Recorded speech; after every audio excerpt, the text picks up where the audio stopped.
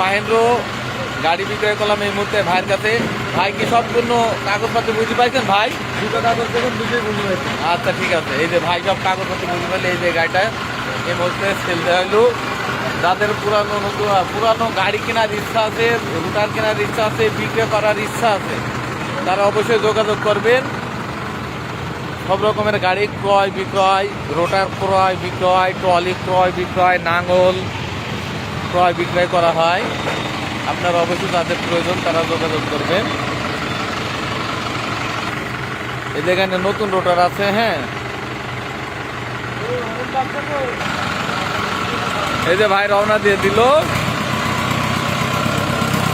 যারা গাড়ি ক্রয় বিক্রয় দুটা করতে পারবেন